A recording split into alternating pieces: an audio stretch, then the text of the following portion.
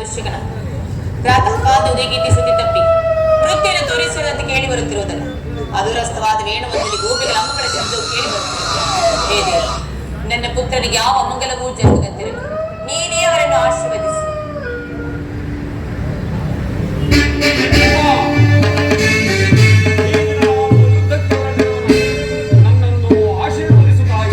ಏನು ಹೇಳಿದೆ? ಯುದ್ಧವೇ? ಇದೆಂತಹ ಕೆಟ್ಟ ಸುದ್ದಿ ಕುಮಾರ. ನಿನಗೆ ಯುದ್ಧಕ್ಕೆ ಆಜ್ಞೆಯನ್ನು ಕೊಟ್ಟವರಾರು? ಅಮ್ಮ, ಈ ಕೆಚ್ಚದೆ ತೋಳುಗಳಲ್ಲಿ ರಕ್ತಗಳಲ್ಲಿ ರಕ್ತವು ಹರಿಯುತ್ತಿರುವಾಗ, ಈ ನನ್ನ ಬಾಹುಗಳಲ್ಲಿ ಬಲವಿರುವಾಗ, ನಿನ್ನ ಪುತ್ರನು ಯುದ್ಧಕ್ಕೆ ಸಲುವಾಗಿ ಯಾವ ಸಹಾಯವನ್ನು ನೀಡುವುದಿಲ್ಲ. ನಾನು ಯುದ್ಧಕ್ಕೆ ಹೊರಟಿರುವೆನು. ನನ್ನನ್ನು ಹರಸಿ ಆಶೀರ್ವದಿಸು ತಾಯಿ. ಕುರುಕ್ಷೇತ್ರದ ಯುದ್ಧದಲ್ಲಿ ನಮ್ಮ ಸಮಸ್ತ ಸೈನ್ಯವು ಸಮ್ಮಿಳಿತವಾಗಿರುವುದು ನೀನರಿಯೆಯ ತಾಯಿ? ತಿಳಿದಿರು. ಆದರೆ ಅದು ಕೇವಲ ನಿನ್ನ ಡಾಂಬಿಕ ಪ್ರದರ್ಶನದ ಪರಮಾವಧಿ ಎಂದು ಆ ಪಾಂಡವರನ್ನು ಹೆದರಿಸಲು ಹೊರಡುವ ಆಟವೆಂದು ಭಾವಿಸಿದೆ. ಆದರೆ ನೀನ್ ಈ ರೀತಿ ಮನುಷ್ಯತ್ವಕ್ಕೆ ತಿಲಾಂಜಲಿ ನಿಟ್ಟು ಪುನಃ ಯುದ್ಧವನ್ನು ಪ್ರಾರಂಭಿಸಿ ಎಂದು ಖಂಡಿತವಾಗಿ ನಾನು ತಿಳಿದಿರಲಿಲ್ಲ ಕುಮಾರ. ಅಮ್ಮ, ಕ್ಷತ್ರಿಯರ ಧರ್ಮ. ನಾನು ಆ ಧರ್ಮವನ್ನು ಪಾಲನೆ ಮಾಡುವುದೇ ತಾಯಿ. ಯುದ್ಧವು ಮನುಷ್ಯ ನಾಶ, ನೀತಿಯ ಪ್ರಳಯ, ಮಹಾವಿಪತ್ತು. ಕುಮಾರ, ಏನೇನು ತಾಯಿ ಮಾತನ್ನು ಕೇಳು. ನಿನ್ನ ಬಾಗಿಲ ಬಳಿಯಲ್ಲಿ ಕೈಕಟ್ಟಿ ಕುಳಿತು ನಿಂತಿರುವ ಆ ಶಾಂತಿ ದೇವಿಯ ನಿರಾಕರಿಸಿ ನಾಶ ಹೊಂದಬೇಡ. ನನ್ನ ಮಾತನ್ನು ಕೇಳು ಕಂದ. ಅಮ್ಮ, ಈ ಅಪೌರುಷದ ವಾಕ್ಯಗಳನ್ನು ಬೇಸುತ್ತಿರುವುದು. 300 ಜನ ಮಕ್ಕಳನ್ನು ಹಳೆದ ತಾಯಿ ಕೇವಲ ಒಂದತ್ವದ ಯುದ್ಧದ ಸಲುವಾಗಿ ಇಷ್ಟೊಂದು ಕಾರಣವಾಗಿದೆ ತಾಯಿ. ಯುದ್ಧವು ಕ್ಷತ್ರಿಯರ ಧರ್ಮ. ನಾನು ಆ ಧರ್ಮವನ್ನು ಪಾಲನೆ ಮಾಡುತ್ತೇನೆ. ಕುಮಾರ, ನಿನ್ನ ತಾಯಿಯ ಮಾತನ್ನು ಕೇಳು. ಈ ಯುದ್ಧದ ಸಮಾಚಾರವನ್ನು ಬಿಟ್ಟು ಆ ಪಾಂಡವರಿಗೆ ಅರ್ಧ ರಾಜ್ಯವನ್ನು ಕೊಟ್ಟು ಅವರಿಗೆ ಸಂಧಿಗೆ ಸಂಬಂಧಿಸಬಾರದೆ ಕಂದ. ಪಾಂಡವರು ಧರ್ಮಸಮ್ಮತವಾಗಲೇ ಅಂತಹ ಧರ್ಮಕ್ಕೆ ಸದಾ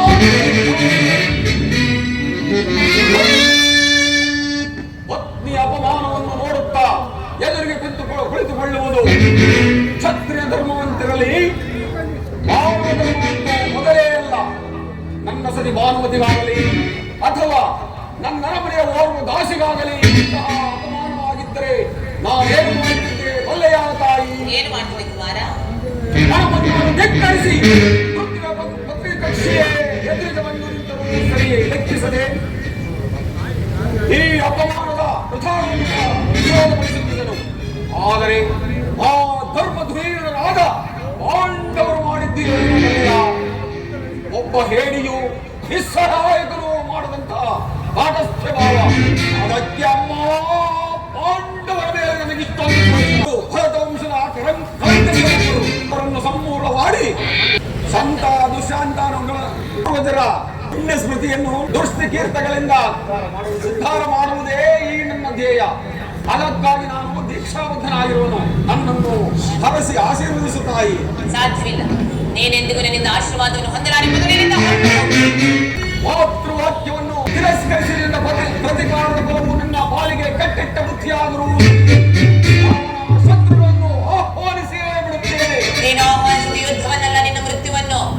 ಅಮ್ಮ, ಕುಮಾರ, ಹಸ್ತಿನಾವತಿ ರತ್ನ ಸಿಂಹಾಸನ ರಕ್ತದ ಮಡುವಿನಲ್ಲಿ ಮುಳುಗಿ ಹೋಗುವುದು. ಹಸ್ತಿನಾವತಿಯಲ್ಲಿ ಹರಿಯುತ್ತಿರುವ ನದಿಗಳೆಲ್ಲವೂ ರಕ್ತದ ಕೋಡಿಯಾಗಿ ಹರಿಯುವವು. ಎಲ್ಲ ಮುತ್ತೈದೆಯರು ತಮ್ಮ ತಮ್ಮ ಮಾಂಗಲ್ಯಗಳನ್ನು ತಮ್ಮ ಕರದಲ್ಲಿ ಹಿಡಿದು ನಿಲ್ಲುವರು. ನೀನೇನು ಮಾನವನೋ ಇಲ್ಲ ದಾನವನೋ? ಅಮ್ಮ, ಈ ಕ್ಷಣದಲ್ಲಿ ನಾನು ಮಾನವನ ತಾಯಿ.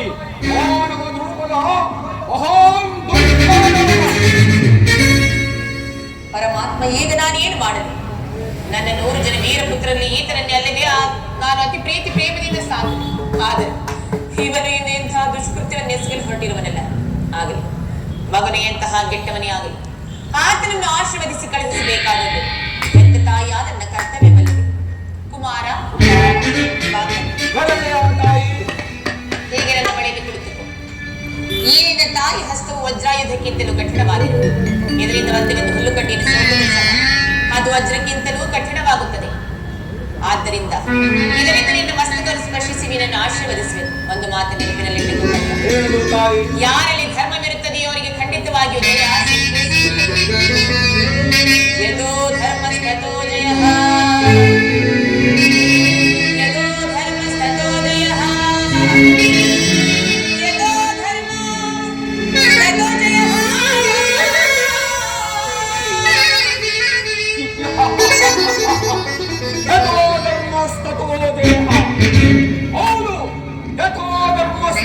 ಜಯ ಯಥೋ ಧರ್ಮಸ್ತೋ ಜಯ. ಧರ್ಮಕ್ಕೆ ಜಯವಾಗಲೇಬೇಕು. ಹಾಗಾದರೆ ನನಗೆ ಜಯವು ಖಚಿತ. ನಾನು ಕಾಲೋಚಿತ ಧರ್ಮವನ್ನು ಪಾಲನೆ ಮಾಡುವೆನು. ಇಂದು ಸಾವಕಾಶ ಬೇಕೆ. ಒಳಗಳಿ ರಣಕೋಣೆಗಳು ಮತ್ತೆ ಭೋರ್ಗರೆಯಲಿ ರಣಕಾಳೆಗಳು. ಹೋರಾಡಲಿ ನಮ್ಮ ಸರ್ಪಾಧಿಷ್ಠ. ಇಂದಿನ ಮಂಗಳದ ಮಂಗಳಕ್ಕೆ ನಾಳಿನ ಪಾಂಡವರ ಅಮಂಗಳಕ್ಕೆ ನಾವು ಸಹೋದರ ಭೀಮಸೇನ, 10 ದಿನಗಳ ಘೋರ ಯುದ್ಧದ ತರುವಾಯ ಭೀಷ್ಮನು ಪರಾಜಿತನಾದನು. ಇನ್ನೇನು ನಮ್ಮ ವಿಜಯ ಸೂರ್ಯನು ಉದಯವಾದಂತೆ ಎಂದು ಭಾವಿಸಿದನು. ಆದರೆ ದ್ರೋಣನ ಚಕ್ರವ್ಯೂಹವನ್ನು ನೋಡಿ ನನ್ನ ಆಸೆಯು ಭಂಗವಾಯಿತು ತಮ್ಮ. ಅಗ್ರಜ, ವ್ಯೂಹೋದ್ವಾರದಲ್ಲಿ ಸ್ವಯಂ ದ್ರೋಣನೇ ಧನುರ್ಧಾರಿಯಾಗಿ ನಿಂತಿರುವರು. ಅವರನ್ನು ಸೋಲಿಸುವವರು ಯಾರೂ ಇಲ್ಲ ಅಗ್ರಜ. ನಾನು ನನ್ನ ದಿನ ಪ್ರಯತ್ನಿಸಿ ನಿರಾಶನಾಗಿ ಹಿಂದಿರುಗಿದೆ. ಇಂತಹ ಸಮಯದಲ್ಲಿ ಕೃಷ್ಣಾರ್ಜುನರು ಇಲ್ಲಿದ್ದೇವೆ ಚೆನ್ನಾಗಿರುತ್ತಿತ್ತು. ಅರ್ಜುನನು ವ್ಯೂಹ ವೇದ ಪದ್ಧತಿಯನ್ನು ಚೆನ್ನಾಗಿ ತಿಳಿದಿದ್ದನು. ಅಗ್ರಜ, ಕೃಷ್ಣಾರ್ಜುನರು ವ್ಯೂಹಭೂಮಿಯ ಮತ್ತೊಂದು ಪ್ರಶ್ನದಲ್ಲಿ ಸಮಸಪ್ತಕರಲ್ಲಿ ಹೋರಾಡುತ್ತಿರುವವರು. ಅವರು ಬೇಗ ಬರುವ ಸಂಭವವಿಲ್ಲ ಅಗ್ರಜ, ಸಂಭವವಿಲ್ಲ. ಹಾಗಾದರೆ ಇದರ ಉಪಾಯವೇನು ಸಹೋದರ? ಇದಕ್ಕೊಂದು ಉಪಾಯ ಹುಡುಕಲೇಬೇಕು ಅಗ್ರಜ. ಇಲ್ಲದಿದ್ದರೆ ನಮಗೆ ಪರಾಜಯವು ಖಂಡಿತ. ಪರಾಜಯ ಪರಾಜಯ ಪರಾಜಯ. ಎಂತಹ ಮಾತು ದೊಡ್ಡಪ್ಪ. ನನ್ನ ಕೈಯಲ್ಲಿ ಗದೆ ಇರುವಾಗ, ನನ್ನ ಕೈಯಲ್ಲಿ ಖಡ್ಗ ಇರುವಾಗ ಪಾಂಡವರಿಗೆ ಅಪಜಯವೇ? ನಮಗಂತ ಒದಗಿಸಿರುವಂತಹ ಆಪತ್ತಾಗಬೇಕು ದೊಡ್ಡಪ್ಪ. ಕುಮಾರ ಅಭಿಮಾನ್ಯು, ದ್ರೋಣನ ಚಕ್ರವ್ಯೂಹವನ್ನು ಭೇದಿಸುವ ಶಕ್ತಿ ನಮಗಿಲ್ಲ.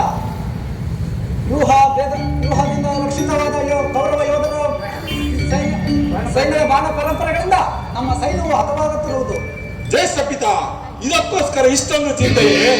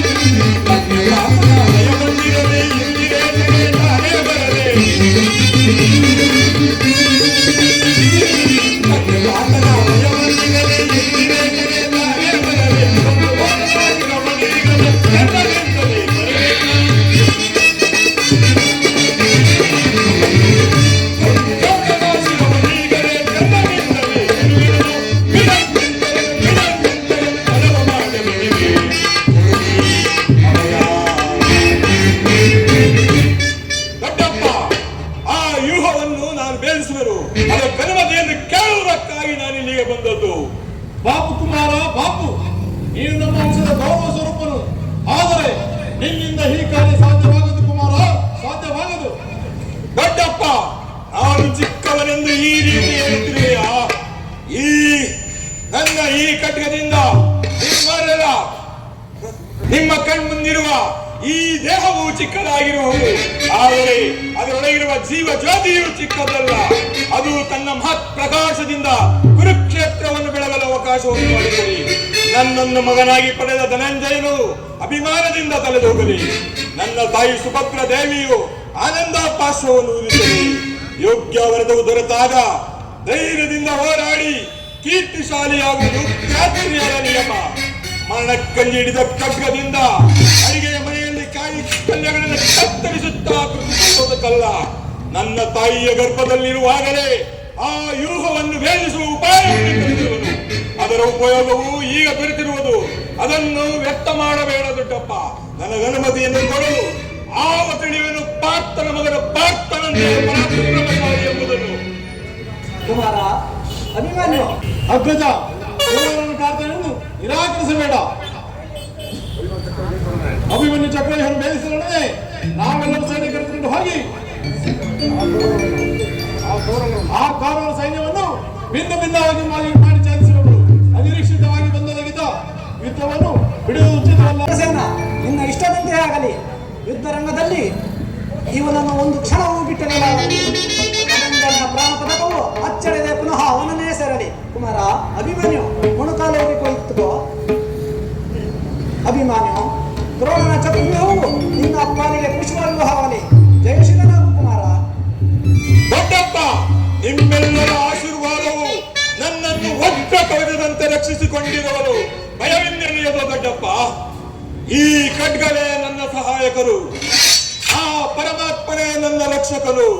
ಈ ಖಡ್ಗವು ಎಲ್ಲಿಯವರೆಗೂ ನನಗೆ ಸಹಾಯಕನಾಗಿರುವುದು ಅಲ್ಲಿಯವರೆಗೂ ನಮಗೆ ಪಾಂಡವರ ವಿಜಯ ಪತಾಕೆಯು ವೀರಾರಿಸುವುದೆಂಬುದು ತಿಳಿಯಿರಿ. ನಮಗೆ ಈ ವೈರಿಗಳ ರಕ್ತಪಾನಗಳು ಈ ಕತ್ತಿಯು ಆತುರೆತ್ತಿರುವುದು ದೊಡ್ಡಪ್ಪ.